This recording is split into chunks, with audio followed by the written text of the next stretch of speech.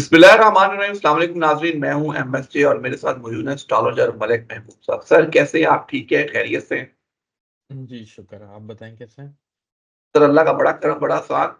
आपने 15 नवंबर की डेट दी, उसके बाद बड़ा कुछ आपने कहा चेंज होगा, लेकिन कल क्वेटा में पीटीआई का जलसा होता है, पुलिस लाठीचार्ज भी करती है, अभी भी खौफ पाया जाता है पीटीआई के जलसों से और सवाबी में भी जलसा है, केपीके है लेकिन कामयाब जलसा वहाँ तो हो सकता है।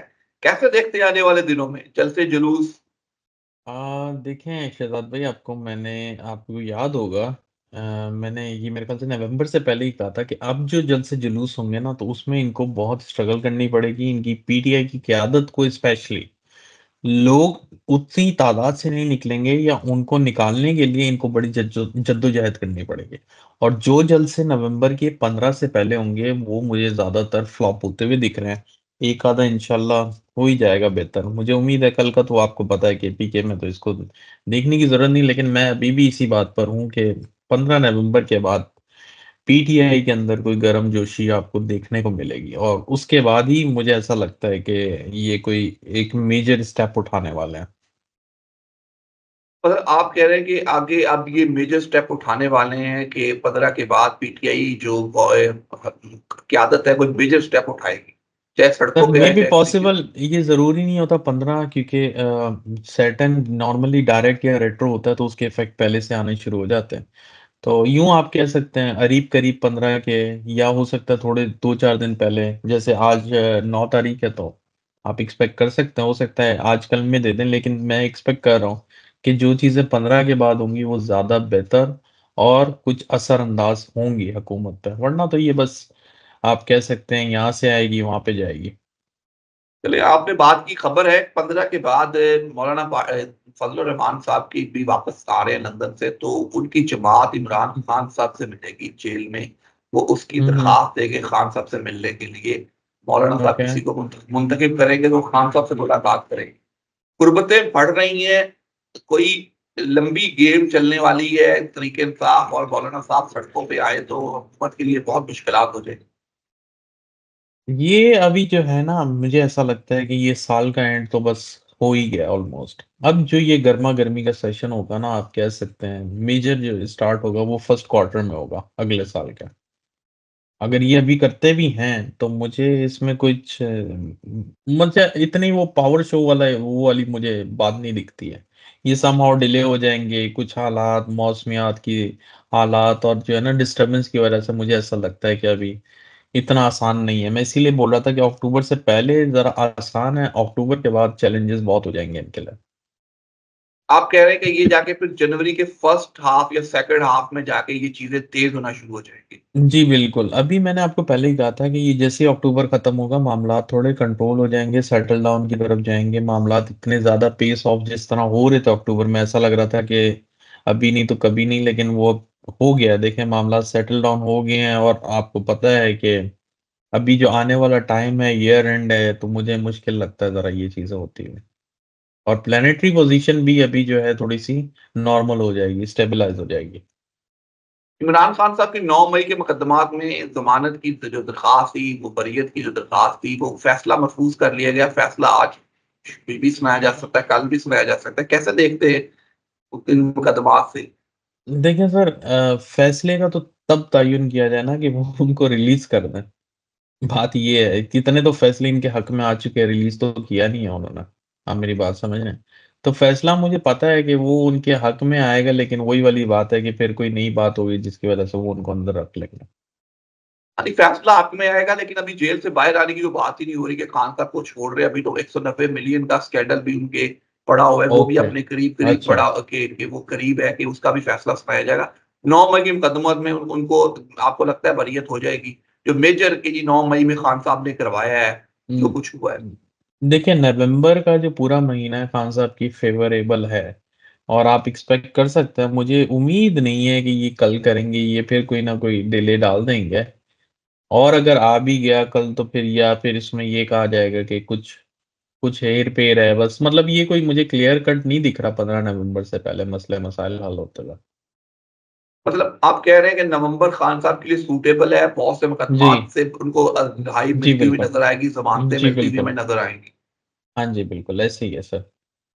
तो सवाबी का जलसा है केपी के अली अमीन गंडापुर साहब, लगता है फिर कोई बड़े-बड़े ऐलान कर दे, कोई बड़े-बड़े बयानात दे दे आज जलसे में सवाबी में। तो अली अमीन गंडापुर साहब के तो आपने सितारे पहले भी बताया था बड़े खतरनाक सितारे हैं। फिर कोई बड़े-बड़े बयानात दिए जा सकते हैं।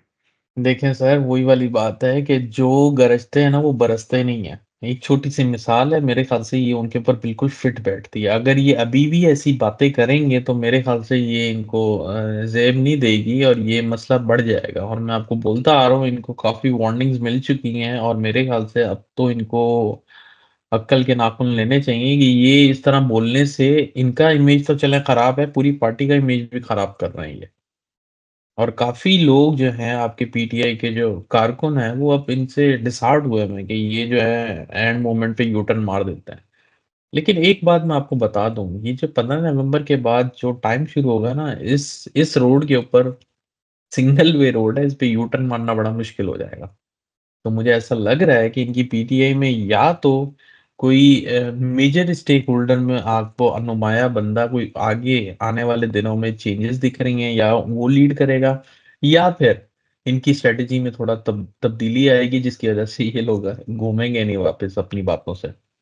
लेकिन वही वाली बात है, जो इनका वक्त अच्छा था जिसके अंदर ये आवाम को इकट्ठा करके एक बहुत बड़ा चैलेंज क्रिएट कर सकते थे गवर्नमेंट के लिए, वो इन्होंने गवा दिया। और इस वक़्त जो है अब इनको ज़्यादा मेहनत लगेगी, हर चीज़ के लिए एफर्ट्स करनी पड़ेंगी, तभी रिज़ल्ट आएगा।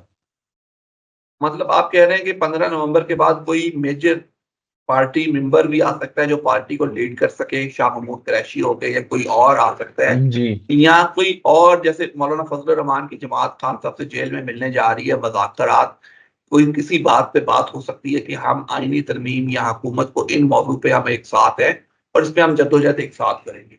ये बिल्कुल, चीज़ें भी हो यही मैं सकती हैं। जी, बिल्कुल मैं यही आपसे अर्ज़ कर रहा हूँ कि जो मुझे आने वाला वक़्त लगता है ना, इनके लिए जो इनके सॉफ्ट कॉर्नर्स थे और जो बोलते थे ना लूप होल से ये फ़ायदा उठा रहे थे, अब ज़रा मुश्किल होगा इनके लिए।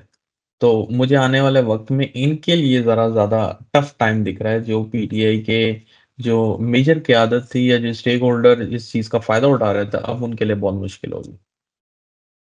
अमेरिका में एक इक़्तिदार तो बड़े अच्छे तरीके से हो गया, उन्होंने अपनी शिकस्त भी तस्लीम कर ली, ट्रम्प साहब की जीत भी हो गई, लेकिन वो एक प्रोजेक्ट 2025 की बड़ी पेशकश है कि ट्रम्प के आने से अमेरिका में प्रोजेक्ट 2025 होगा।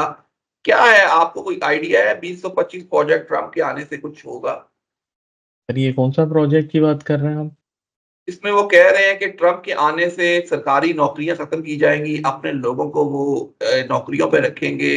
उसके अलावा वो जो तारकीन वतन है उन पे सख्त पाबंदियाँ लगाई जाएँगी, मेक्सिको वॉल बनाई जी, जाएगी। बिल्कुल डेफ़िनेटली ये चीज़ें तो ये इसके एजेंडे में है, लेकिन पहली बात ये है सर कि ये ट्रम्प इतना टाइम सर्वाइव तो करे। मैं तो आपको पहले दिन से बोलता आ रहा हूँ, यदि मुंतखब नहीं हुआ था तब से मैंने कहा था कि इसका सर्वाइवल रेट बहुत कम है।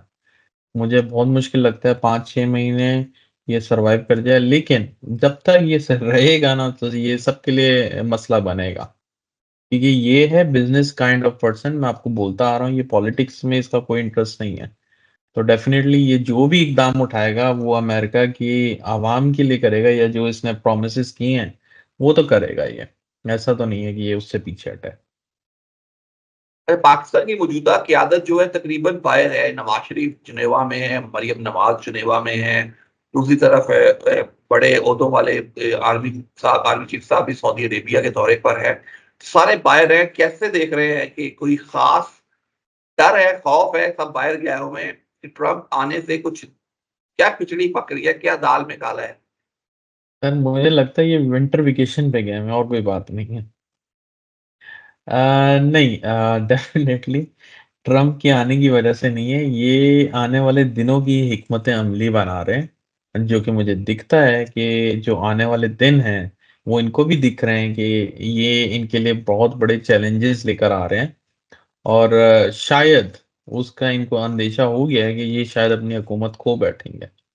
इसलिए ये ऑलरेडी पहले से प्री प्लानिंग कर रहे हैं कि हमारे क्या नेक्स्ट प्लान्स हो सकते हैं जो हम एग्ज़ीक्यूट कर सकते हैं ऐसे डिज़ास्ट्रस सिचुएशन में।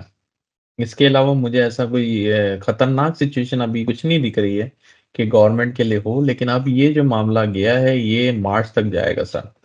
मार्च से पहले मुझे ज़रा मुश्किल लगता है। हमारे व्यूअर से एक सवाल था आपसे, उन्होंने कहा था स्पेशली पूछूं कि अमेरिका का मुस्तकबिल आगे किस तरह देखते हैं? ट्रंप के आने के बाद अमेरिका में क्या बड़ी-बड़ी तब्दीलियां हो सकती सर अमेरिका में तो अल्लाह रहम करे, मुझे तो सबसे पहले फाइनेंशियल क्रंच दिख रहा है। वो तो शायद आपको अगले साल के स्टार्ट से ही दिखना शुरू हो जाएगा। और जो इनकी पॉलिसीज़ होंगी वो स्पेशली फॉरेन पॉलिसीज़ काफ़ी डिफ़िकल्ट होने वाली हैं। अब ये अब डिपेंड करता है, लेकिन मुझे ऐसा लगता है फॉरेनर्स के लिए काफ़ी प्रॉब्लम्स क्रिएट होंगे यहाँ पे। तो इल्लीगल इमिग्रेंट्स का तो काफ़ी लोग बोल रहे थे कि ये करेगा, लेकिन as per my knowledge illegal immigrants तो यहाँ से जुलाई ऑनवर्ड से इन्होंने बहुत स्ट्रिक्टनेस की हुई है। तो ये निकाल रहे हैं ऑलरेडी। ट्रंप के पहले बोले बगैर ये लोग पहले से ही कर रहे थे। वो अलग बात है कि उन्होंने शो नहीं किया था उस समय, लेकिन मैं आपको अभी से न्यूज़ दे रहा हूँ कि ये इल्लीगल इमिग्रेंट्स और इनके लिए बहुत प्रॉब्लम क्रिएट होने वाला है। आने वाला फ्यूचर डेफ़िनेटली अमेरिका के लिए डिस्टर्बिंग है। इतना अच्छा नहीं है, लेकिन एक बात बता दूँ कि अगर खुदा ना ख़ास्ता इधर प्रॉब्लम शुरू हुए, तो पूरी दुनिया में होंगे। तो वो इसलिए क्योंकि ये फाइनेंशियल हब है और कह सकते हैं फाइनेंशियल स्टेबिलिटी सब इसको देख के ही पूरी दुनिया में चल रही होती है। तो डेफ़िनेटली पूरी दुनिया में आने वाला टाइम अच्छा नहीं है। क्या अमेरिका का आप समझते हैं कि ट्रंप के आने से, जैसे आपने तो कहा कि वो ज़्यादा सर्वाइव नहीं कर सकते, अगर ट्रंप सर्वाइव नहीं करेगा तो अमेरिका कभी यूनाइटेड रह पाएगा? फिर तो दंगे-फ़साद अमेरिका में स्टार्ट हो जाएँगे। जी, बिल्कुल यही मुझे ऐसा लग रहा है कि आने वाले टाइम में ऐसे ही कुछ हालात होने वाले हैं, लेकिन मेरी आदत ये है कि मैं नेगेटिविटी ज़रा कम फैलाता हूँ।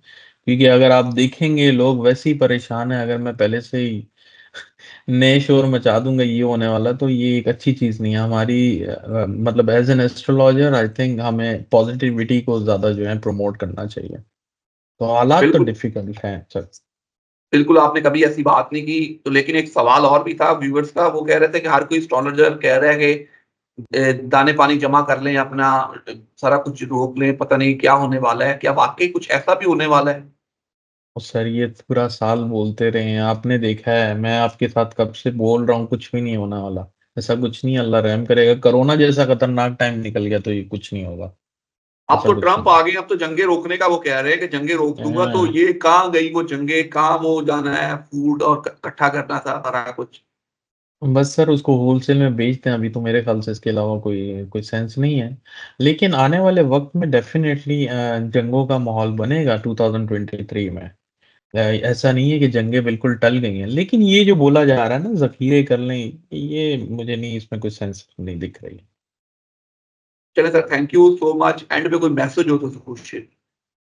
मैसेज यही है कि जो मार्स अभी डिग्लिएटेड सिचुएशन में है, it's not a ideal situation और इसमें आने वाले दिनों में डेफ़िनेटली मुझे ऐसा लगता है कि काफ़ी हादसात होंगे। बाय नेचर और बाय मैन मेड, तो इसलिए अपना भी ख्याल करें और लोगों का भी ख्याल करें, अपने मुल्क का ख्याल करें। Sir thank you so much. मुझे और मलिक महबूब साहब को दीजिए इजाज़त। अल्लाह हाफ़िज़।